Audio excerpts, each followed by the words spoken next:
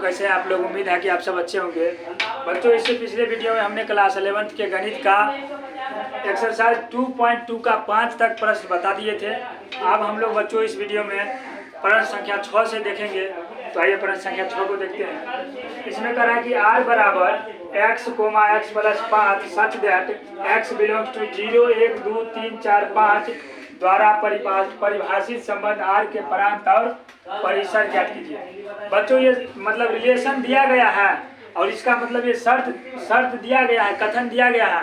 और इसमें कह रहा है कि x का मान जो है हमको लेना है 0 से लेकर के 5 तक, और उसके बाद रिलेशन निकालने के बाद प्रांत और परिसर निकालना है। तो सबसे पहले बच्चों x का मान कितना दिया गया है, x बिलोंग्स टू इतना दिया गया है। इसका मतलब कि बच्चों x का मान जो है ना हमारा 0, 1, 2, 3, 4, 5 तक दिया गया है। इस समीकरण में बच्चों x और x प्लस 5 में इसको बैठा करके हमें रिलेशन निकालना है।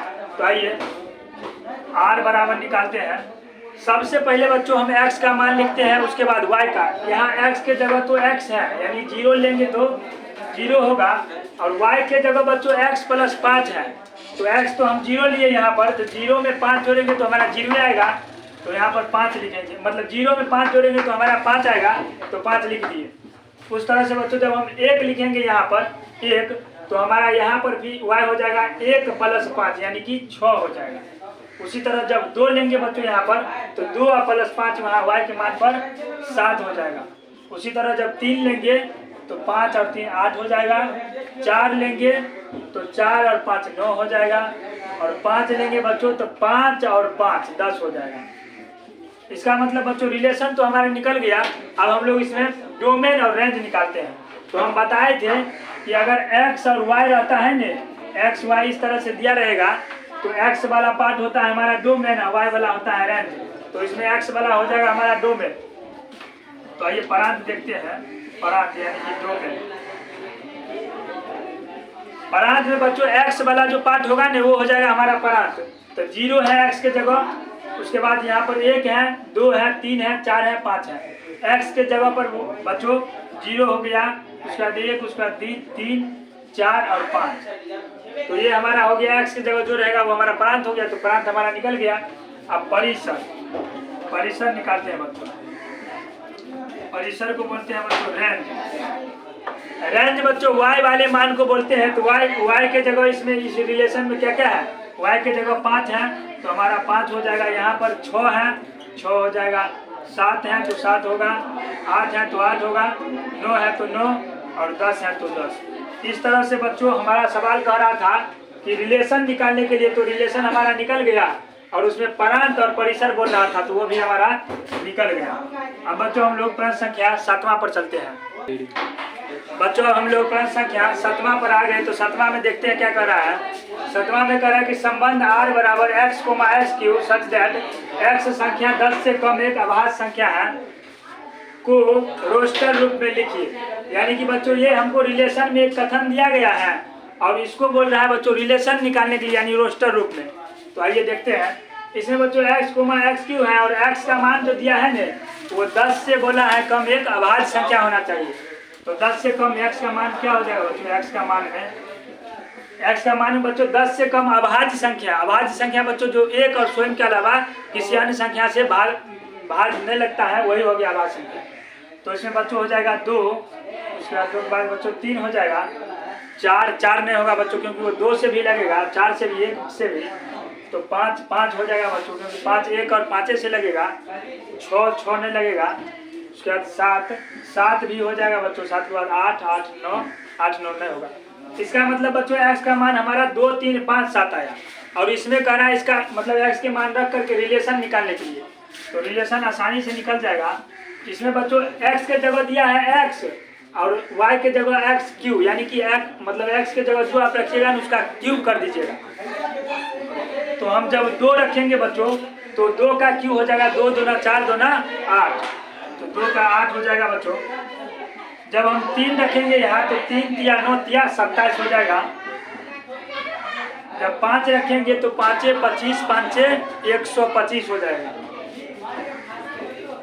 और जब हम 7 रखेंगे तो 7 का बच्चों क्यू होता है 343। इस तरह से बच्चों हम लोग को ये रोस्टर रूप में आ गया और रिलेशन भी निकल करके आ गया। अब बच्चों हम लोग प्रश्न संख्या 8वां पर चलेंगे।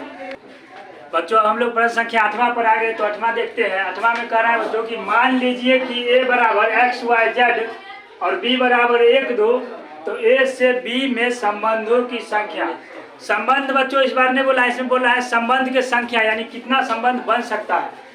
तो आइए देखते हैं। a बराबर तो हमारा बच्चों दिया है x, y, z, यानी x, y, z बच्चों दिया है। तो इसमें क्या एलिमेंट है? Number of element in a कितना है? Number of element in a बच्चों है 1 2 और 3, तो 3 को है। उसी तरह b में बच्चों, b में दिया है 1 का 2, यानी कि number of element in b, यानी कि b में क्या संख्या है? तो नंबर ऑफ b बच्चों है यहाँ पर 1 और 2 को है। अब कर रहा है a से b में संबंध का संख्या ज्ञात करने के लिए। इसके लिए बच्चों फॉर्मूला बताए हैं थ्योरी क्लास में कि इसमें संबंध का टोटल संख्या अगर निकालना होगा तो 2 पर power number of a into B कर देंगे। तो आइए देखते हैं। a से b में संबंधों की कुल संख्या बराबर बच्चों फॉर्मूला होता है 2 पर power number of a into B.